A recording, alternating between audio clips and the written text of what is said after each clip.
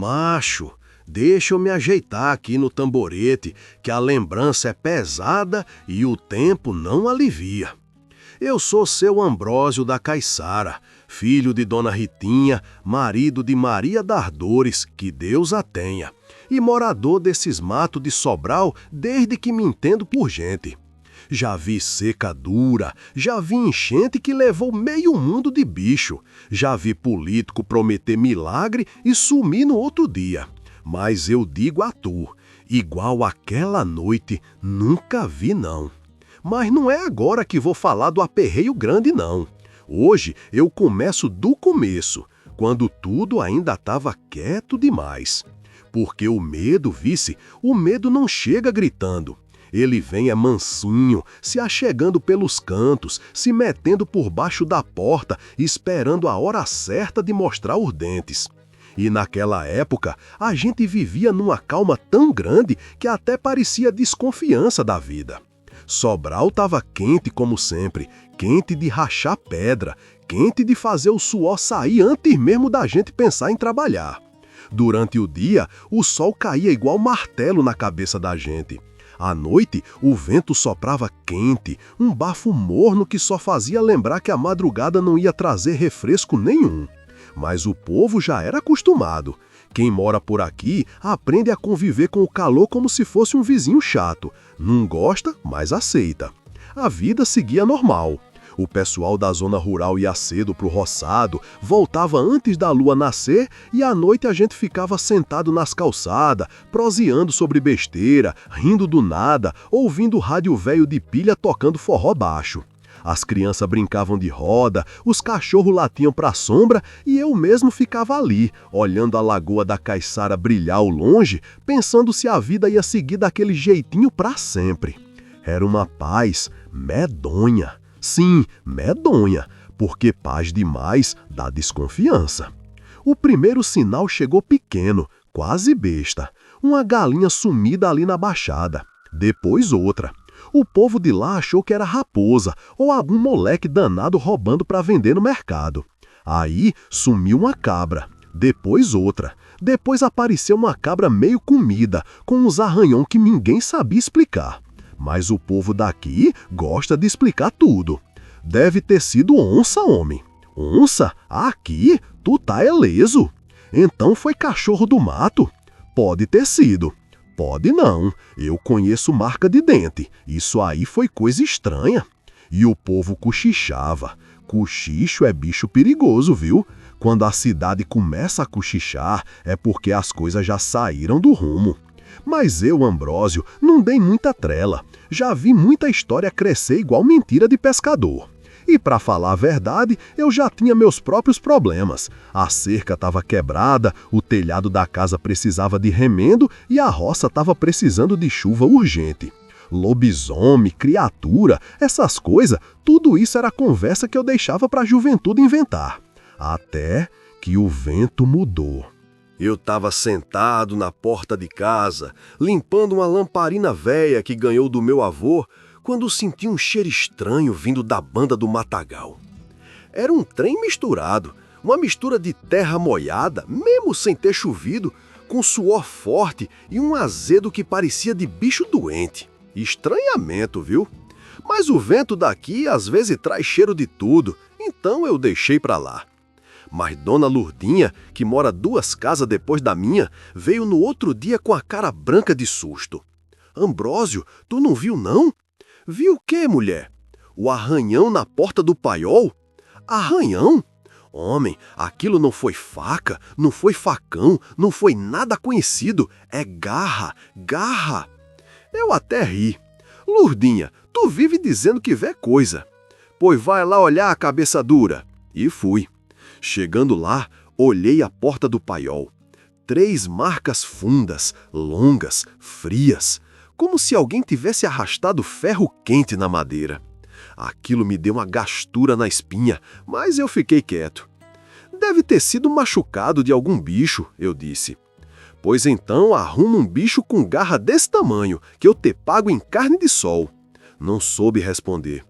O povo começou a comentar, primeiro baixo, depois alto, na venda, nas calçadas, na beira da estrada. Uns diziam que era criatura, outros diziam que era maldição velha. Tinha uns que juravam ter ouvido uivo de madrugada, mas ninguém queria admitir. Sobral é cheio de macho que tem medo de ser chamado de frouxo. Eu comecei a prestar mais atenção. Foi então que apareceram os dois rapazes, Zé Pequeno e Mateuzinho. Os dois vinham de bicicleta da casa de um parente, lá para a banda da estrada de chão. E chegaram na cidade branquinho que só vela de missa. A gente viu, Zé dizia. Homem, não começa, dizia o pai dele, achando que era invenção. Eu vi, meu pai, o bicho tava em 2 pernas. Pare de mentira, menino. Eu vi também, Mateuzinho gritava do lado. E os dois começaram a contar a mesma coisa. Viram uma coisa grande, peluda, tremendo, como se o corpo estivesse se mexendo por dentro. Disseram que quando a lua bateu, os pelos brilharam escuro e os dentes eram como faca. Disseram que o bicho olhou para eles, como se tivesse decidindo se corria ou atacava. Eu senti o olho dele, Mateuzinho disse, tremendo. Era olho de fome. O povo riu, sempre ri, até o riso acabar. Mas eu ouvi aquilo e meu coração deu um pulo bobo, não sei por quê. Talvez porque a voz dos meninos não tinha mentira. Eles tremiam de verdade. Foi aí que tudo começou a mudar dentro de mim. Um aperreio pequeno, que nem dor de cabeça que vai aumentando. A calmaria de Sobral, aquela paz quente de sempre, começou a ficar estranha. O vento parava do nada. Os bichos silenciavam cedo demais. A lagoa da Caiçara ficava parada demais, como se tivesse medo de fazer barulho. O dia seguia, mas a noite começara a ficar densa, pesada, como se alguma coisa tivesse respirando no escuro. E eu comecei a notar outra coisa. Sempre que alguém falava do matagal, o povo olhava para mim de canto. Seu Ambrósio sabe, diziam, ele é da família antiga daqui. O avô dele sabia das coisas. E eu fingia que não escutava. Fingia que não lembrava das histórias antigas que meu avô contava baixinho, perto do fogo, quando o resto da família já estava dormindo. História de segredo, história de maldição. Mas eu calei a boca. Eu não queria acreditar, porque quando a gente acredita, a coisa vira verdade.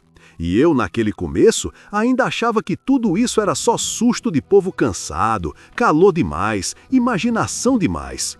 Mas as noites começaram a pesar tanto que parecia que o céu estava mar baixo. A lua cheia subiu grande, enorme, inflada, como se tivesse algo dentro dela pedindo para sair. E eu senti, lá no fundo da alma, que aquela par da cidade estava para morrer. Só que ninguém sabia ainda. A cidade ainda ria, ainda cochichava, ainda dizia que era só bicho bravo.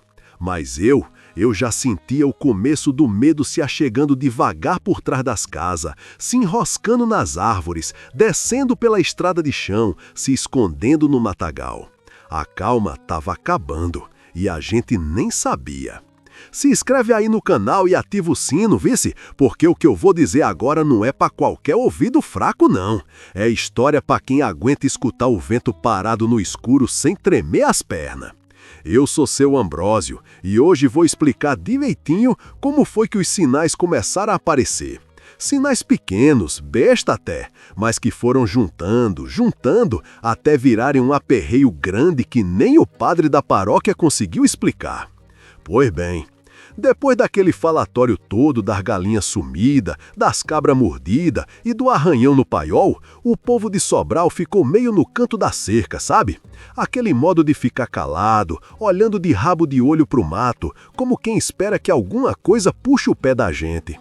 O sol continuava quente que só o inferno batendo no lombo, mas a noite estava ficando diferente.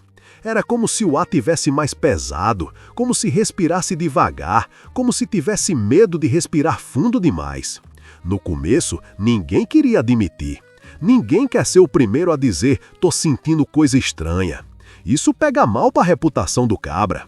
Mas o boato ia crescendo como um mato na beira da estrada. Eu lembro de uma noite, a riegua, essa eu lembro como se fosse agora.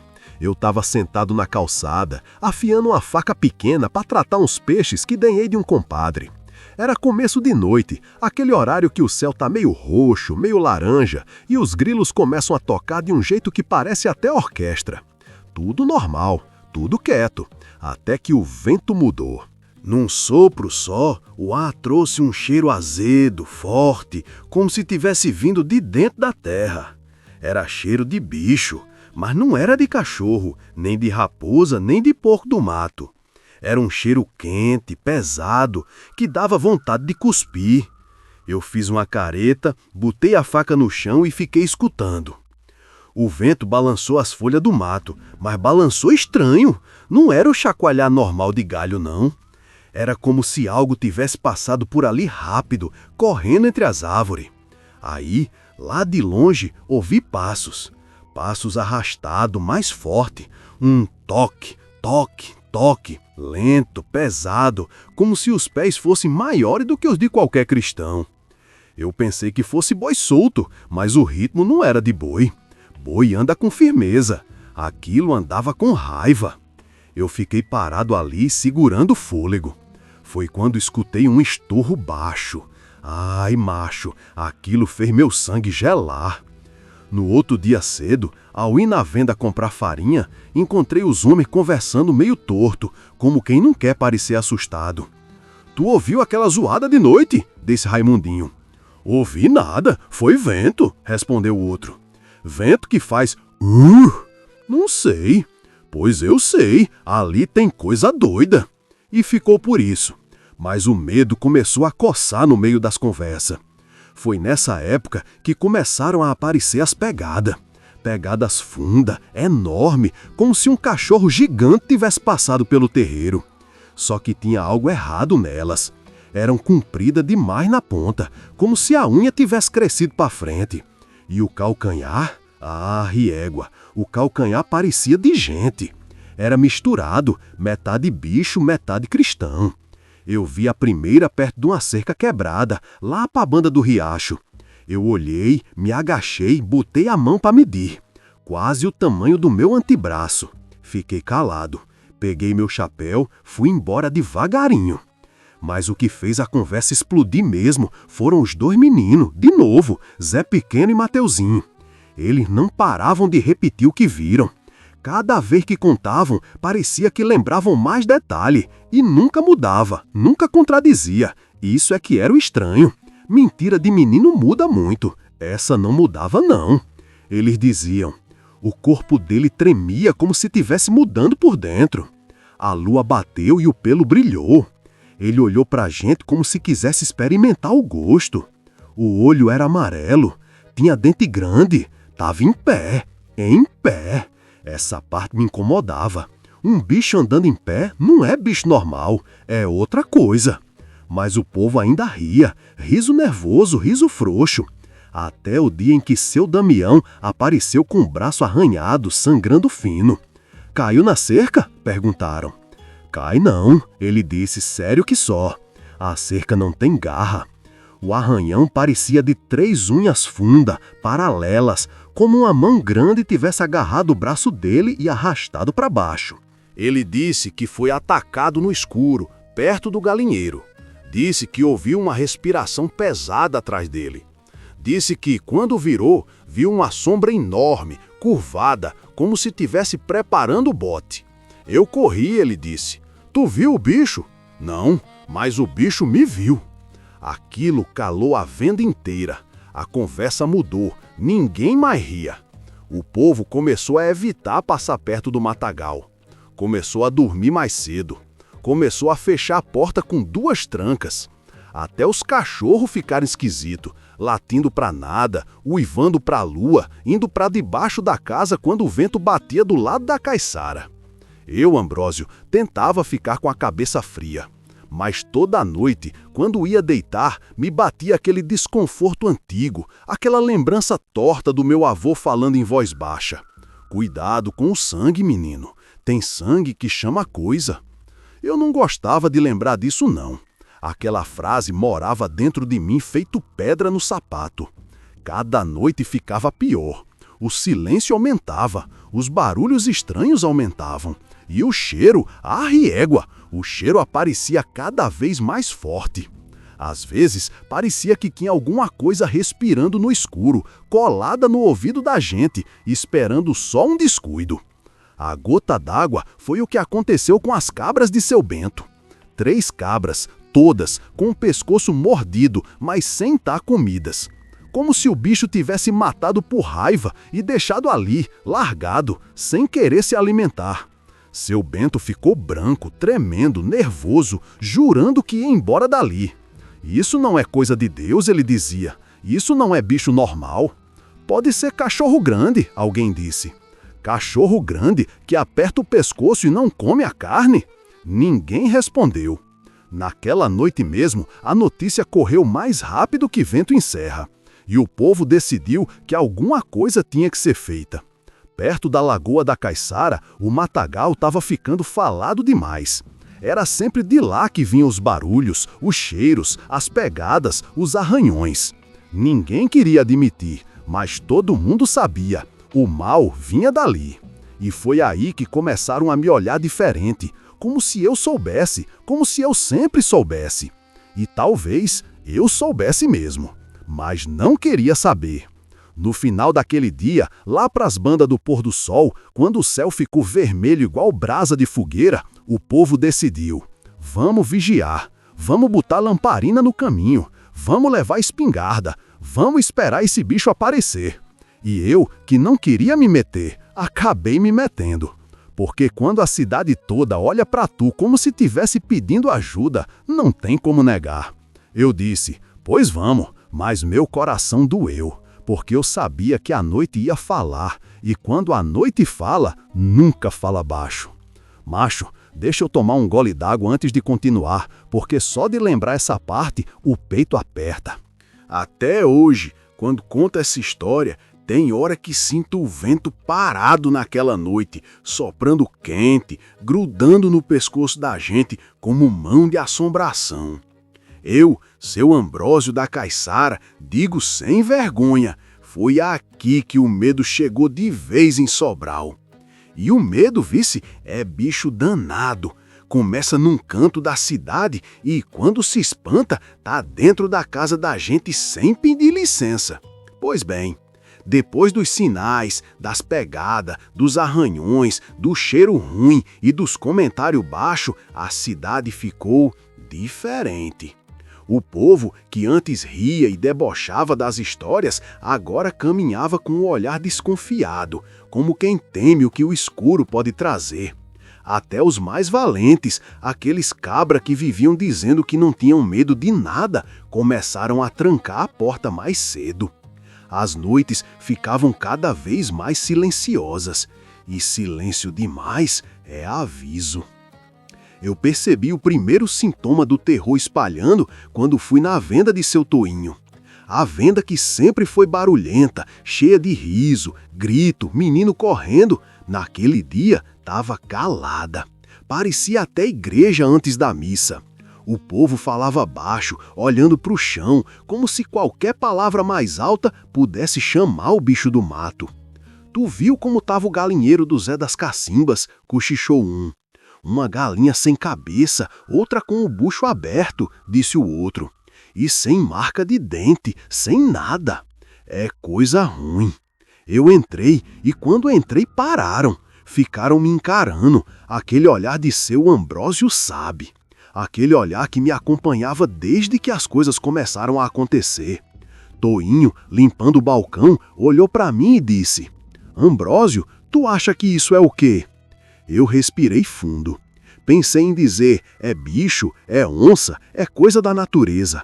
Mas a palavra não saiu, porque lá no fundo eu sabia. E o povo sabia que eu sabia. É melhor todo mundo ficar atento, respondi, fugindo da pergunta. Atento como? Perguntou Dona Zefinha, tremendo a mão. Trancando porta cedo, não ficando sozinho no mato, não caminhando de noite. E isso resolve? Resolve a coragem, eu disse, que já tá pouca. O povo riu, mas aquele riso frouxo, magro, que só serve para esconder medo. Foi nesse clima que a cidade começou a se recolher. As crianças deixaram de brincar na calçada. Os homens passaram a voltar mais cedo da roça. Até os cachorros, aqueles que não têm juízo nenhum, começaram a latir para a banda da caiçara sem motivo. Foi assim durante os 3 dias, e cada dia ficava pior. Na segunda noite, quando eu estava sentado na porta de casa, vi uma coisa que me gelou até o osso. 3 urubus voando à noite, homem. Não voa, não.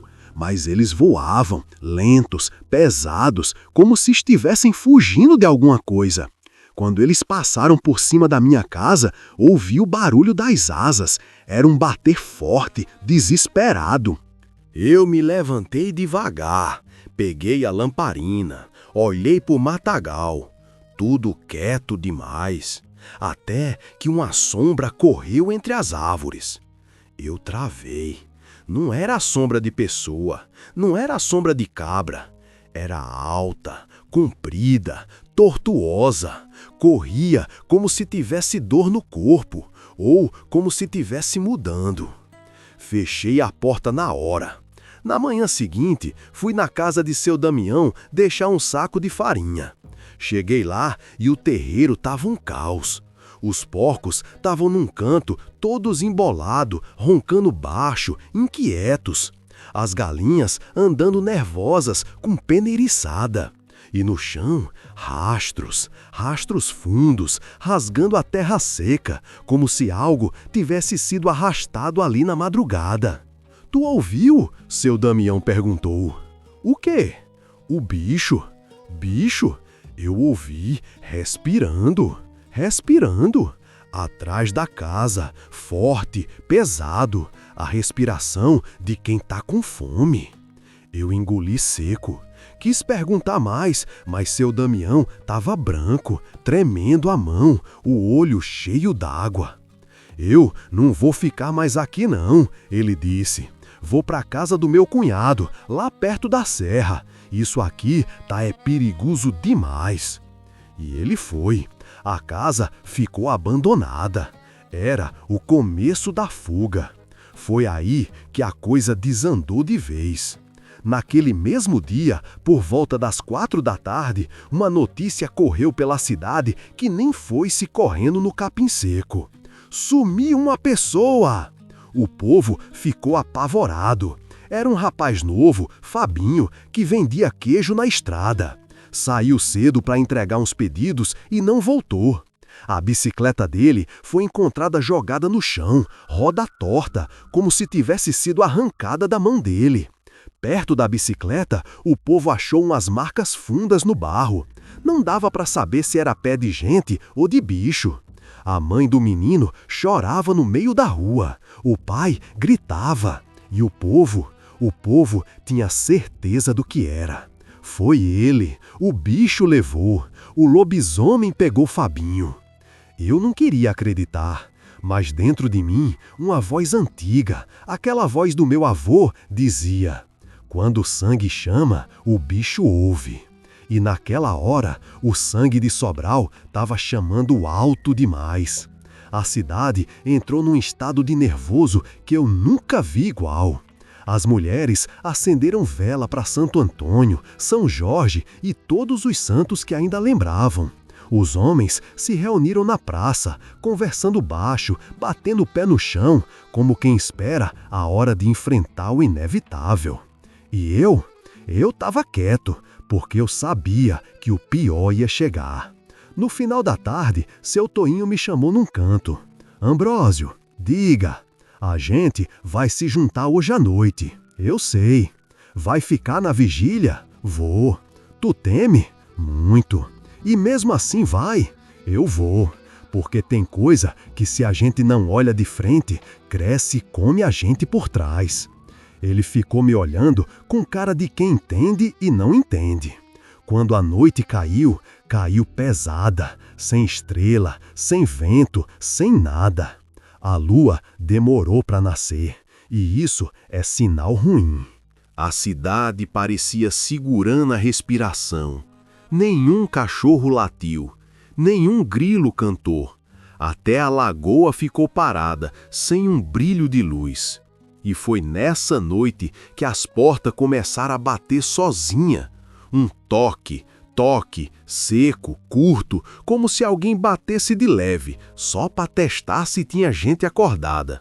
As pessoas trancaram tudo. Só eu e os outros homens estávamos no caminho da caiçara, cada um com a lamparina, uma espingarda velha e muita coragem fingida.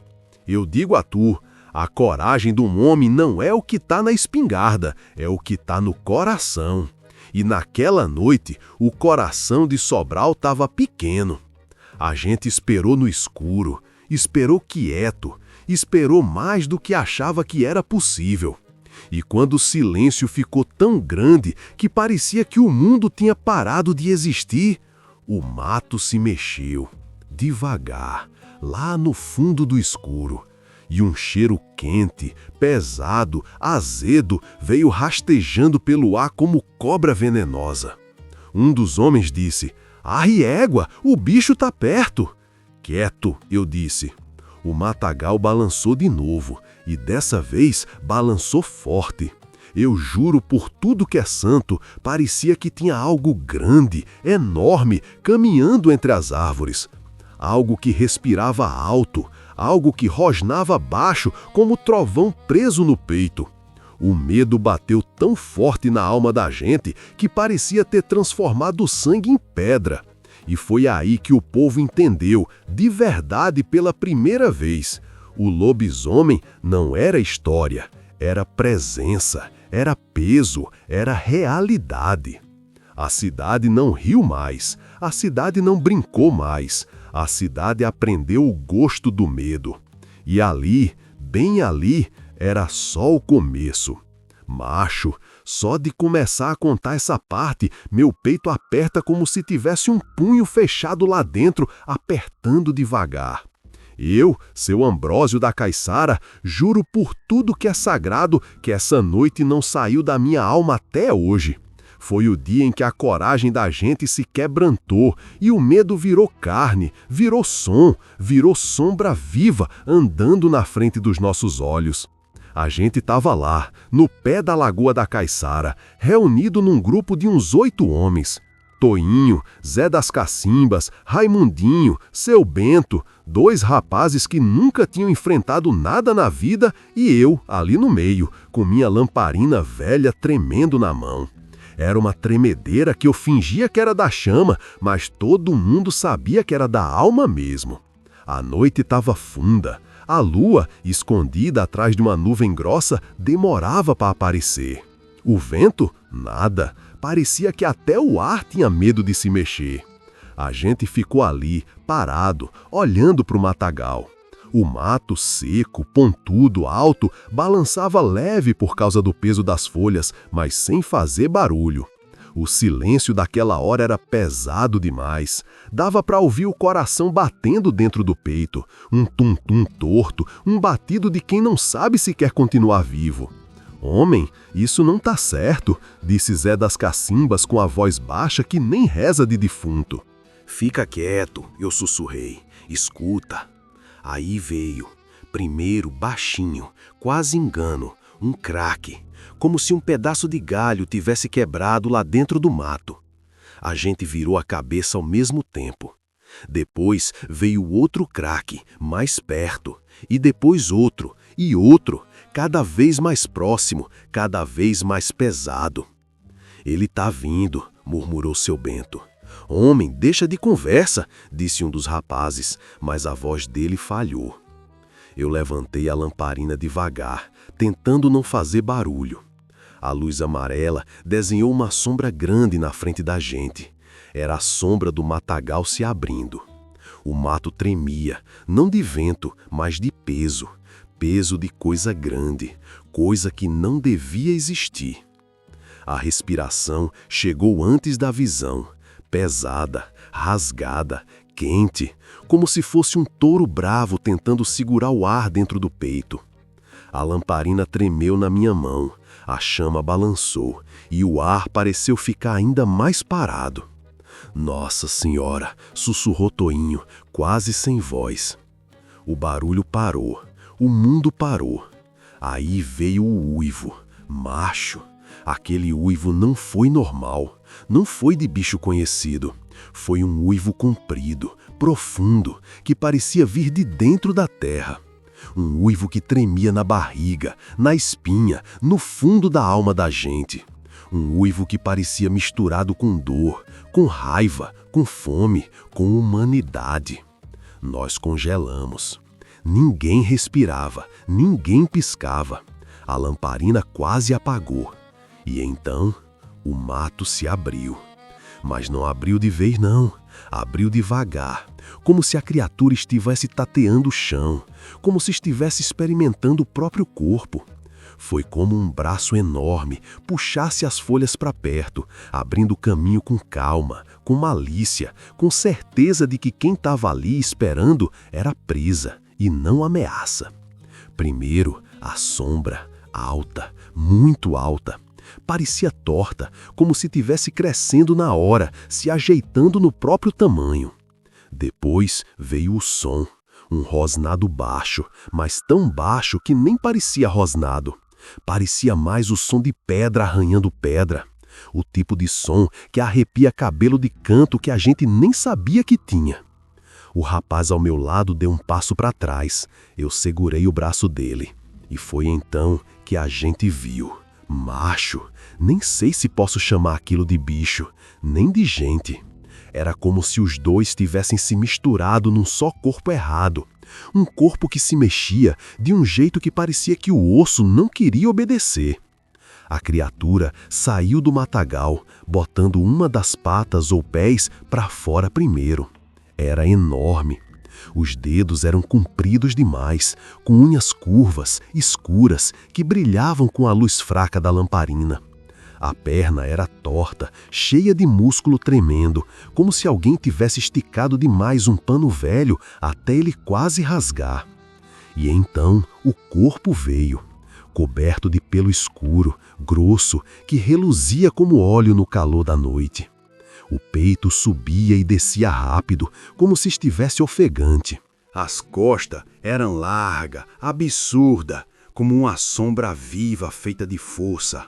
E por fim, a cabeça. Primeiro foi o focinho, comprido, úmido, tremendo.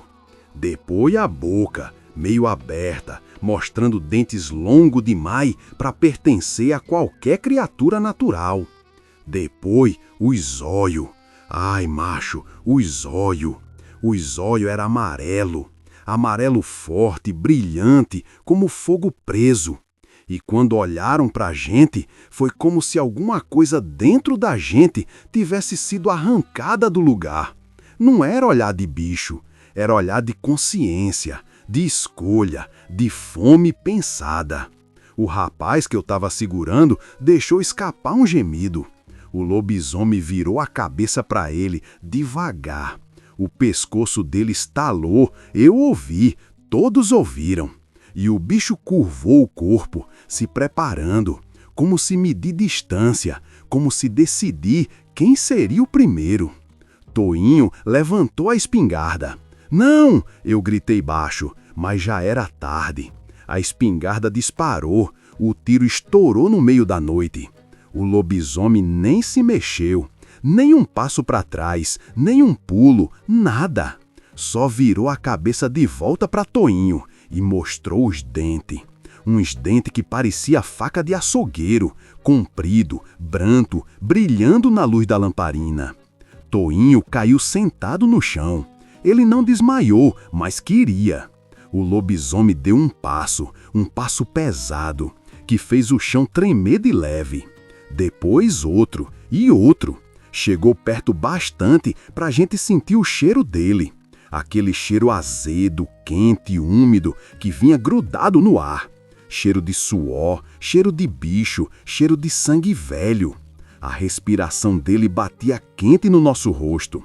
E aí ele abriu a boca, devagar, e soltou um rosnado tão fundo que fez minha vista tremer. Era como se dissesse: "Eu vejo vocês."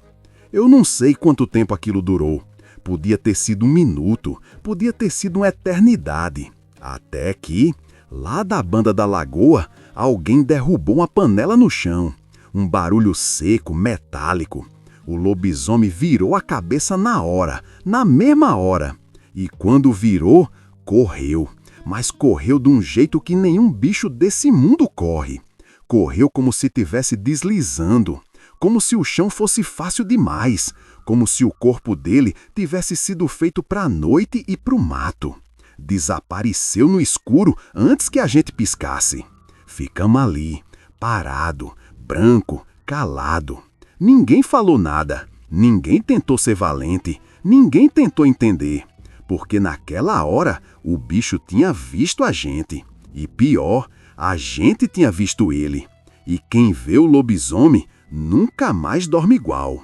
Macho, o sol daquele dia nasceu torto, juro a tu. Era como se tivesse subido cansado, preguiçoso, sem querer iluminar nada do que aconteceu na noite anterior. Eu, seu Ambrósio da Caiçara, acordei antes dele. Ou melhor, acordei não, né? Eu nem dormi. Depois que o lobisomem apareceu e correu pelo mato com aquele corpo torto, aquela força absurda e aquela fome nos olhos, eu fiquei sentado num tamborete de pau dentro de casa, olhando para a parede, tentando entender o que era que tinha acontecido. A lamparina tinha apagado, o ar dentro da casa estava quente. E o silêncio, égua, o silêncio parecia uma pessoa, sentado do meu lado, respirando comigo. Quando o sol finalmente veio, eu me levantei devagar, como se estivesse carregando pedra nos ossos. Abri a porta com cuidado, como se estivesse esperando encontrar o bicho ali, sentado no terreiro, me encarando com aqueles olhos amarelados que pareciam lamber a alma da gente. Mas não tinha nada. Só o vento fraco da manhã passando pela poeira. Eu saí devagarinho, olhando para o chão, procurando rastro. E rastro tinha demais. As pegadas fundas de novo, arrancando pedaço da terra seca, esmagando o capim, marcando o chão como sangue marca ferida antiga. Andei até o caminho que leva para a casa de seu Bento, pensando se ele também tinha passado a noite em claro. No meio do caminho, encontrei Raimundinho vindo na minha direção, com o rosto branco que nem farinha de mandioca. Ambrósio, viu? Vi rastro. Não tô falando de rastro, não. Então é do quê? Do que fizeram lá na casa de Toinho. Na casa de Toinho? Vá lá, vá logo. Ele virou e saiu rápido, quase correndo, um homem feito correndo de medo. Isso já me deixou com o coração pulando. Cheguei na entrada da rua dele e o povo estava reunido. Homens, mulheres, crianças mais velhas, todo mundo parado. Que foi? Perguntei. Um silêncio. Uma mulher fez o sinal da cruz. Aí seu Toinho saiu de dentro da casa. O olho dele estava fundo, vermelho, lacrimejado. E o braço estava arranhado. 3 marcas fundas. 3, sempre 3. Ele entrou na minha casa, Toinho disse com a voz arranhada que nem as marcas no braço. Eu não vi ele entrar, mas vi quando saiu. A gente ficou calado. Égua, que palavra que ia tirar aquele aperreio dali. Ele não me mordeu, mas te atacou. Atacou foi nada. Isso aí, apontei pro braço dele. Ele me empurrou, ou sei lá, me arranhou passando. Eu nem ouvi, só senti o ardido. Eu queria entender, mas não tinha nada de lógico ali. Ele veio buscar o quê, Toinho? Eu não sei. Tu tava dormindo? Tava não, ninguém dormiu. Minha mulher ouviu primeiro. O quê? A respiração dele.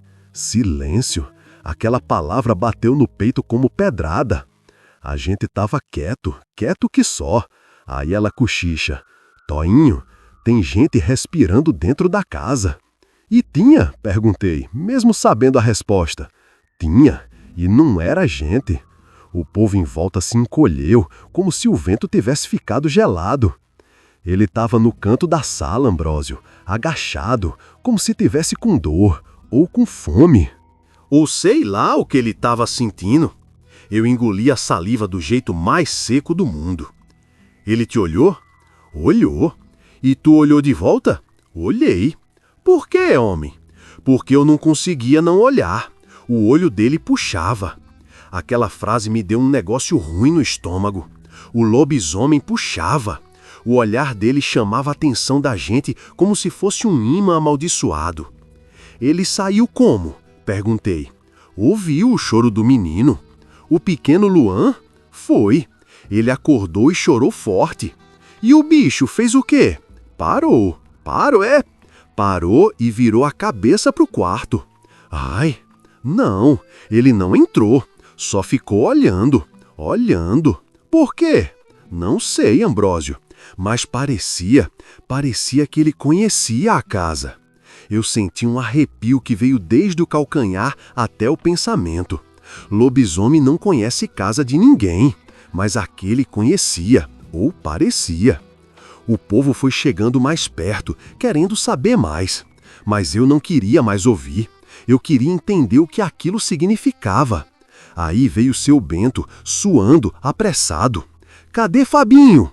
Todo mundo ficou quieto. Ele olhava para cada rosto, procurando um sinal de resposta. Quando viu que ninguém sabia, gritou: Meu Deus do céu, cadê meu menino? Era como se aquela pergunta tivesse perfurado o chão inteiro. Eu respirei fundo e disse: Bento, a bicicleta dele estava jogada no chão. A gente sabe disso. Mas cadê ele? A gente ainda vai procurar. Vai? Assim que a gente juntar os homens. Eu quero ele agora. Bento, escuta. Ele não escutava, porque o medo de perder um filho deixa o homem surdo. Eu tentei segurar no braço dele. Ele sacudiu a mão. Eu vou sozinho. Não vai não, gritei. Não vá sozinho pro matagal. Eu vou. Bento, ele é meu filho, Ambrósio, meu filho. E saiu correndo feito louco. Eu respirei fundo, olhei pro povo e todo mundo sabia. Bento ia morrer se fosse sozinho. Vamos atrás dele, eu disse, agora. O povo respirou aliviado, como se esperasse eu dar a ordem. Era estranho isso.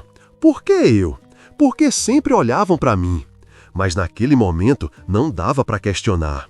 Juntamos 3 cabras, eu, Raimundinho e um rapaz novo, Cícero, que tremia como vara verde, mas disse que ia porque não podia deixar um pai virar comida de bicho. Pegamos lamparinas, espingardas velhas e seguimos pelo caminho que Bento tinha tomado. A trilha levava direto para o matagal, e o matagal estava escuro, mesmo com o sol alto. Era como se a luz evitasse entrar ali. A sombra tinha peso, a sombra tinha cheiro. A gente foi devagar, pisando com cuidado, ouvindo tudo. E o tudo que a gente ouvia era silêncio. Não tinha pássaro, não tinha vento, não tinha nada. Até que Raimundinho parou. O que foi? Perguntei. Olha, ele apontou para um galho quebrado. Um galho grosso, partido no meio. Para partir um galho daquele tamanho, tinha que ser força demais. Mais para frente, encontramos pegadas. Pegada funda, grande, arrastada. E outra coisa, uma trilha de cheiro. Cheiro de suor quente, cheiro de terra virada, cheiro de bicho, cheiro de morte. Seguimos, até que Cícero segurou meu braço com força. Seu Ambrósio, olha ali. Eu olhei. A camisa de Fabinho, preso no espinho, rasgada, sujando de barro e outra coisa que eu não queria dizer em voz alta. Peguei a camisa na mão, a mão tremeu. O silêncio foi quebrado por um grito. Não grito de bicho, grito de gente. Era Bento. Corremos como nunca corremos na vida e encontramos ele no chão. Não morto, não machucado, mas quebrado por dentro. Cadê Fabinho? Perguntei. Ele só apontou para o matagal. Apontou com a mão tremendo, com o olho cheio de pavor. Ele viu, Bento murmurou. Viu o quê? O bicho. E o menino? Ele correu. Quem correu? O bicho. E Fabinho? Fabinho. Bento, pelo amor de Deus, diga. Fabinho estava vivo. Tá vivo? Tava como? De pé, de pé, de pé. Mas o quê? O bicho não mordeu ele. Não mordeu? Não. Então o que fez? Olhou. Olhou? Os dois ficaram olhando um pro outro. E então, aí o bicho foi embora. Silêncio, silêncio pesado demais. E Fabinho? Ele não correu pra gente. Pra onde ele correu? Pro mato. Por quê? Porque o quê, homem? Porque parecia que ele reconheceu o bicho. Meu sangue gelou. Naquela hora eu soube. Não tinha certeza, mas soube. Fabinho estava vivo, mas numa trilha que homem nenhum devia trilhar. O povo soube da história antes da gente voltar. A notícia correu mais rápido do que a gente andava. E quando chegamos na rua principal, a cidade estava reunida, esperando, o rosto de cada pessoa escrito em pavor. E foi aí que a pergunta começou a rodar, rodar, rodar. Quem é o lobisomem? E toda vez que essa pergunta surgia, os olhos do povo vinham para mim. Macho, deixa eu ajeitar minhas pernas aqui nesse tamborete antes de continuar, porque esta parte da história é a que mais pesa no peito. Eu sou seu Ambrósio da Caiçara e já contei muita coisa nesse mundo. História de onça, de assombração, de promessa quebrada e até de político que jura que vai fazer estrada. Mas essa é a história que eu conto mais devagar, como quem caminha descalço num chão cheio de caco de vidro. Depois daquilo tudo, o lobisomem aparecendo na nossa frente, Bento quase perdendo o juízo, Fabinho sumido como fumaça e o rastro do bicho espalhado que nem cicatriz no chão, Sobral virou outra cidade. O povo já não falava alto, as portas batiam cedo, os cachorros se escondiam debaixo das casas e uivavam para a parede, como se enxergassem coisa que nós, cristãos de carne mole, não podemos ver.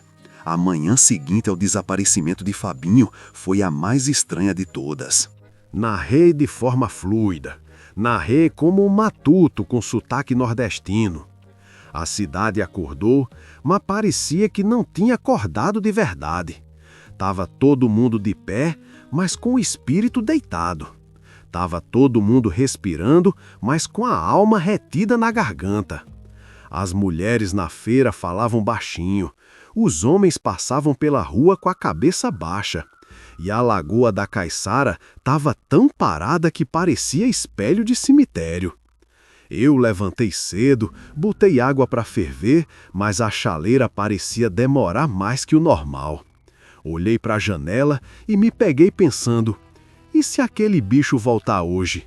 E se ele entrar na casa de outro? E se ele... E me calei, porque pensar demais nessas coisas é abrir porteira para medo crescer dentro da gente.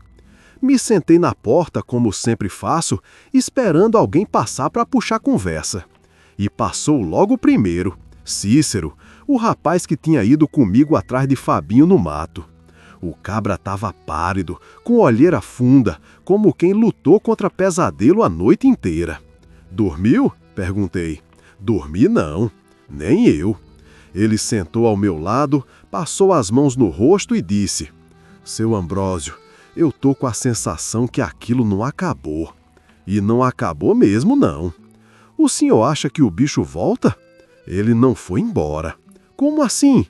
O bicho só muda de canto, nunca some. Ele ficou calado olhando para o chão. Depois suspirou e falou algo que eu já esperava, mas não queria ouvir. O povo tá dizendo... Eu sei o que o povo tá dizendo. O povo tá dizendo que Fabinho virou. Eu sei. Mas virou mesmo?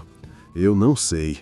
Mas sei que naquela noite ele não correu pra gente. Correu pro bicho. Por quê? Mistério. Mistério ruim. Todo mistério é ruim quando aparece sem ser chamado.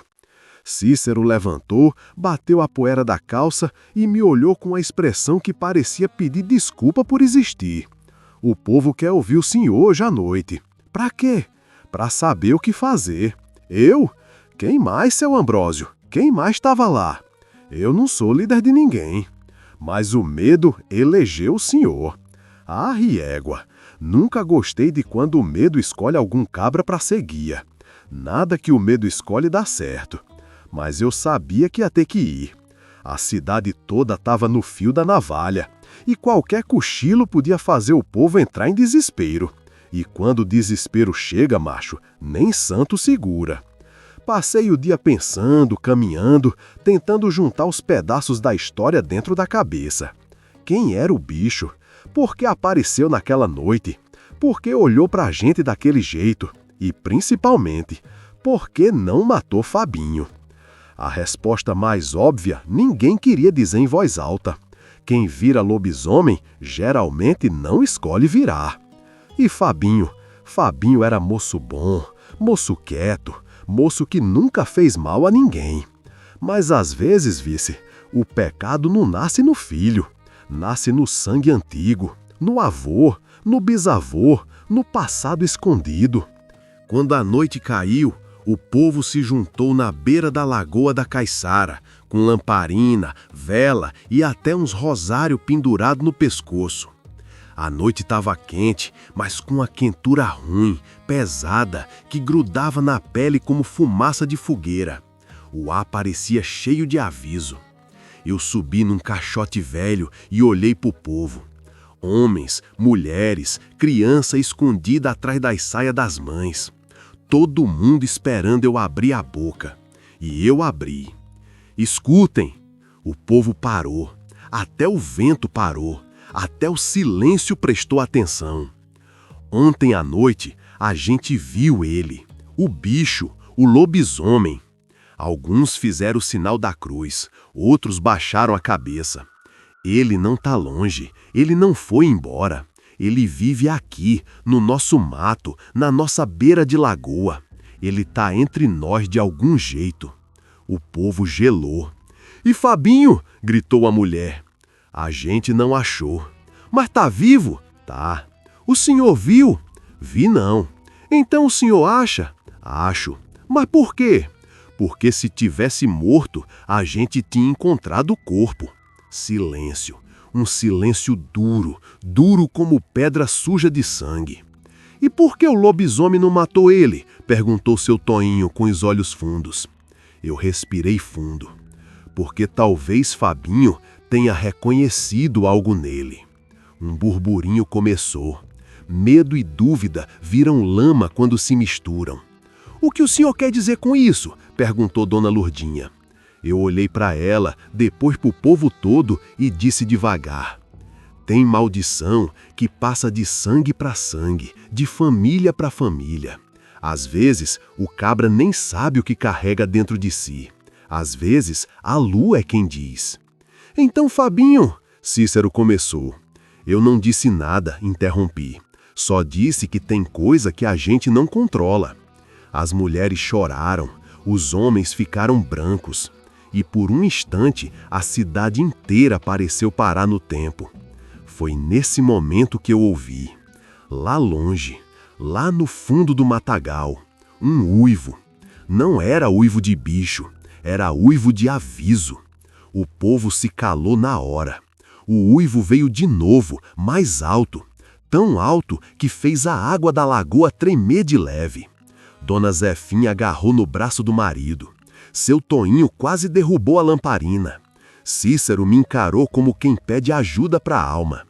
E eu, seu Ambrósio, que achava que já tinha ouvido todos os uivos que a noite era capaz de fazer, senti a espinha ficar gelada, feito água de cacimba. Aquele uivo dizia uma coisa só: eu tô aqui.